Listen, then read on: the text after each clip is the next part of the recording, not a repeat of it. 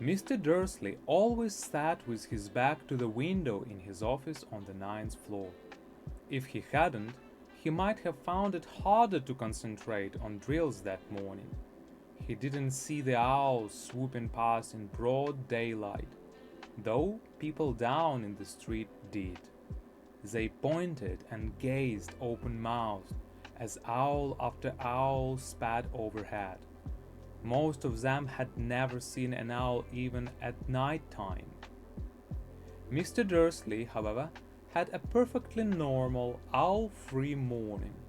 He yelled at 5 different people, he made several important telephone calls, and shouted a bit more. He was in a very good mood until lunchtime, when he thought he'd stretch his legs and walk across the road to buy himself a bun from the baker's opposite. He'd forgotten all about the people in cloaks until he passed a group of them next to the baker's.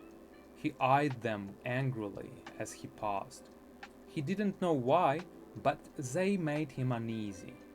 This lot were the boy who lived, whispering excitedly too, and he couldn't see a single collecting tin.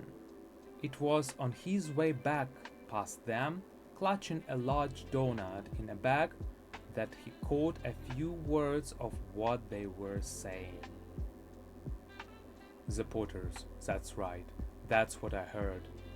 Yes, their son Harry. Mr. Dursley stopped dead. Fear flooded him. He looked back at the whisperers as if he wanted to say something to them, but thought better of it. He dashed back across the road, hurried up to his office, snapped at his secretary not to disturb him, seized his telephone, and had almost finished dialing his home number when he changed his mind.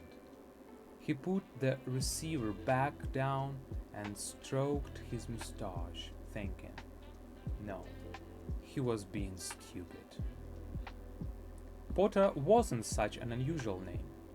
He was sure there were lots of people called Potter, who had a son called Harry. Come to think of it, he wasn't even sure his nephew was called Harry. He'd never even seen the boy. It might have been Harvey or Harold. There was no point in worrying Mrs. Dursley. She always got so upset at any mention of her sister. He didn't blame her. If he had a sister like that. But all the same, those people in cloaks.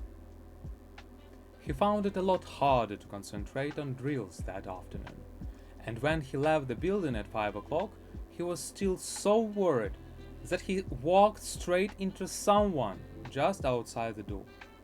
Sorry, he grunted, as the tiny old man stumbled and almost fell. It was a few seconds before Mr. Dursley realized that the man was wearing a violet cloak. He didn't seem at all upset at being almost knocked to the ground. On the contrary, his face split into a wide smile and he said in a squeaky voice that made passersby stare, "Don't be sorry, my dear sir, for nothing could upset me today. Rejoice, for you know who has gone at last. Even muggles like yourself should be celebrating this happy, happy day."